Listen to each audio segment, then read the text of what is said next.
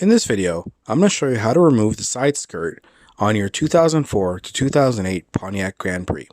This is all right now on Nexus Auto.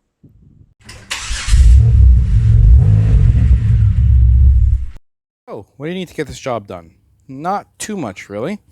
You do need something 7mm socket of some sort, whether you have it on a screwdriver here. You can see it. 7mm. Or you have it on a socket here and a ratchet, whatever works for you. A trim tool or a flathead screwdriver, anything like that. It wouldn't hurt to have a microfiber cloth to put around the screwdriver when you're prying stuff off. That's up to you, though. A jack stand, 2 jack stands actually, and a jack. And if you're going to take off the wheels, and we'll talk about that in a bit, it's not shown here, but you would need something to take off the wheels as well. You know, your usual tools. If you have an impact gun, your appropriate socket, anything like that, whatever you have. So that's if you're taking off the wheels, but that's not completely necessary to do the job. Hey everyone, so where is this video coming from? Well, I should tell you that this is a video request by one of my subscribers. Asked about if I could put a video together and how to actually change the rocker panel. Now, my rocker panel doesn't need to be changed, so I'm actually going to take it off. There's no point in actually taking something off if you don't need to, but I'm going to show you all the tips you need to actually do it. Hopefully that helps you out and get it done. I'm not going to actually do it itself, but hopefully by showing you, you'll get an idea of it. So the first thing you want to do is you want to jack up the car. If you don't know how to do that already, you just jack it up with the jack points. There's a jack point here, and there's one over there. But when you put your jack stands, because you are working right there, if you have the jack stands there, I think that's going to get in the way.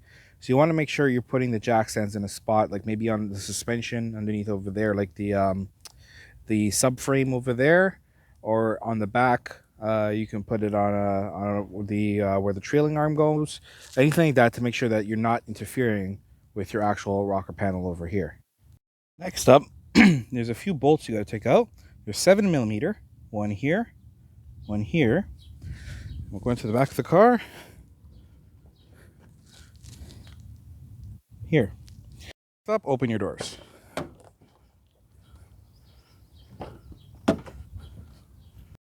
So next you got to get this weather stripping off. Now if you look underneath, you'll see there's these tabs. You just got to get like a flathead or a trim tool, and you got to take that off. I'll take one off to show you guys. And it's just a matter of working those tabs out.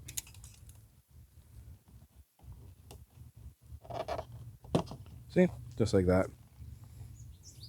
And of course, putting it back, same thing. We'll talk about that after. So now you're going to see all these tabs that run 1, 2, 3, 4. There's like 6 of them or so. And you got to loosen them out. So I'll do one again. You got to be careful. They're brittle, especially, you know, looking under the car, you'll see some rust has developed, right? That is perfectly normal. So again, you got to get like a trim tool or something, go in here and gently pull down, right? And that'll release it from in the tab. There, see? Okay, so now that all those clips have been released, there's clips on the inside of here. But what you have to do is you have to take, now everything's again should be released, these screws are gone, everything's here. You got to take the whole trim and slide it forward off the clips. Now again, I'm not going to take this whole thing off to show you that, but I did take this panel off, and I try to pull this aside a little just so you guys can see what it looks like in there. You'll see that little white clip there. There's a bunch of those right there. See that one? A bunch of those on the inside. So running all along. So, and they slide right out. So this just kind of goes and slides forward. And all together should be the reverse. So you line this all up right at the edge of the the clips that are in here, and you put it forward, push against it, and then slide it onto the clip. So they should all clip in. Inspect and make sure you've got all the clips even before. So when you just, let's say you're pushing this on here, you're not lining, the clips are attached here. So you're not lining it up there. You're instead lining up just a little further ahead like there. And then you slide backward and attach it on. And then that's all completed there. Under here, the rotating clips. This is the one I took off as the example. But of course, all these would be off. They should all be lined up. So you should be able to just go here and push it right in. Of course, keeping in mind that some of these areas may have been rusted or anything like that, so maybe a good idea to go in, clean them up, maybe give them a light sand, anything like that, and maybe even paint it or anything if you're under here and already have it off, because these areas are notorious for rusting. As you can even see in my car, there is some rust there. So now it's just a matter of putting your weather stripping on. It just lines up the holes here. So you got the tab. Just push it in. Same here. Push it in. And you do that across, obviously, the whole thing. Okay, now as I told you, to take off this one screw to give access so we can kind of look at it a little better. So you put your all 3 screws in. So again, the reminder, it's 2 in the front. You remember those. Plus this 1 in the back.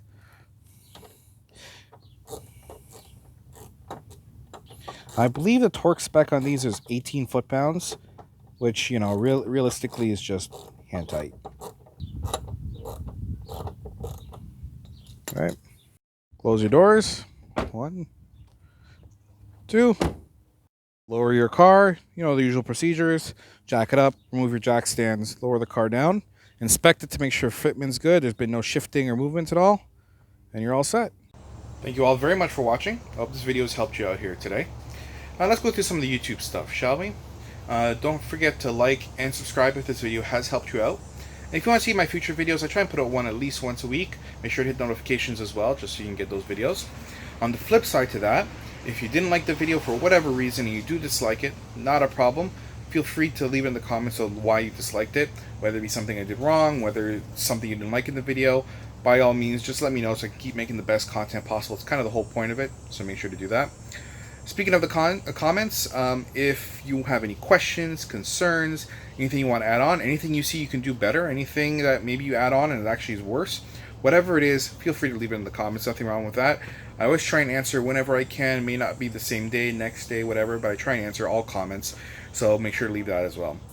Once again, I want to thank you very, very much for watching the video, and I'll see you next time.